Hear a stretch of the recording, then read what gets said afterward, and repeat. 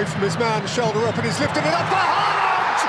অবশেষে হেক্সা পূরণ হলো ব্রাজিলের, তবে সেটা পরাজয়ের।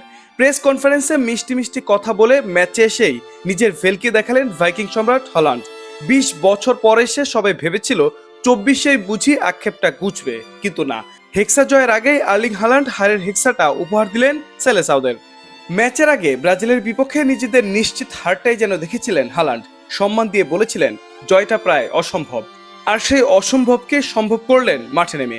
এক বিন্দুও ছাড় নয়, ব্রাজিলের মহাপ্রাচীর ভেদ করে ঠিকই জয়ের খাজনাটা ছিনিয়ে নিয়ে এসেছেন এই ভাইকিং সম্রাট।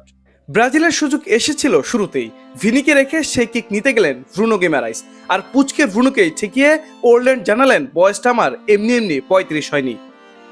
তবে এর পরেও সময়ে সময়ে আক্রমণে আধিপত্য করেছিল ব্রাজিল, কিন্তু শেষটায় জ্বলে উঠলেন আর্লিং হল্যান্ড। ভাইকিং সম্রাটের সামনে যেন দুমড়ে মুচড়ে গেল ব্রাজিলের সব স্বপ্ন। ৭৯ মিনিটে প্রথম, আর 11 মিনিটের ব্যবধানে আরো একটি, আর তাতেই নেইমার ভিনিদের কাঁদিয়ে কোয়ার্টার ফাইনালে 28 বছর পর বিশ্বকাপ খেলতে আসা নরওয়ে। চলতি আসরের আগে বিশ্বকাপের নকআউট পর্বে নরওয়ের কোনো জয় ছিল না। হাল্যান্ড ম্যাজিকে এবার সেই নরওয়ে জিতল টানা 2 ম্যাচ, যার একটি আবার 5 বারের বিশ্ব চ্যাম্পিয়ন ব্রাজিলের বিপক্ষে। ক্লাব ফুটবলের অবিশ্বাস্য রেকর্ড কোচ কার্লো আনচেলত্তির। জাপানের বিপক্ষে শেষ দিকে কামব্যাক করে তার ছাপ রেখেছিলেন জাতীয় দলেও, কিন্তু 28 বছর পর বিশ্বকাপ খেলতে আসা দলটার সামনে যেন আনচেলত্তির সব প্ল্যান ভেস্তে গেল বন্যার জলের মতো। শুধু গোল স্কোরই নয়, ব্রাজিলকে নিজেদের খোলস ছেড়ে বেরিয়ে আসতে দেয়নি নরওয়ে। ম্যাচের মাত্র 64% মতো বল ছিল ব্রাজিলের দখলে, বাকি 64% বল নিজেদের দখলে রেখেছিল ভাইকিংসরা। ব্রাজিলের 14টি শটের বিপরীতে হল্যান্ডরা নিয়েছিল মাত্র 9টি, যার মধ্যে অন টার্গেট 5টি। আগের দিন আনচেলত্তি বলেছিলেন নেইমার 90 মিনিট খেলার মতো ফিট, কিন্তু কথাটা যেন নরওয়েজিয়ান ডিফেন্ডারদের ভয় দেখানোর জন্যই বলা ছিল।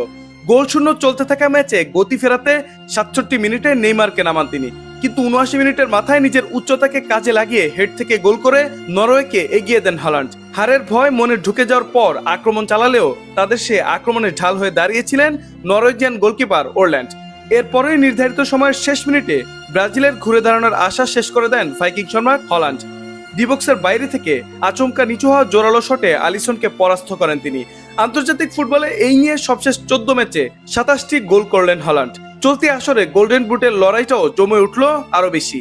কিলিয়ান এমবাপ্পে ও লিওনেল মেসির সমান 7টি গোল করলেন হল্যান্ডও। 8 মিনিট যোগ করা সময়ের শেষ দিকে ক্যাসিমিরো ডিবক্সের ফাউলের শিকার হলে পেনাল্টি পায় ব্রাজিল।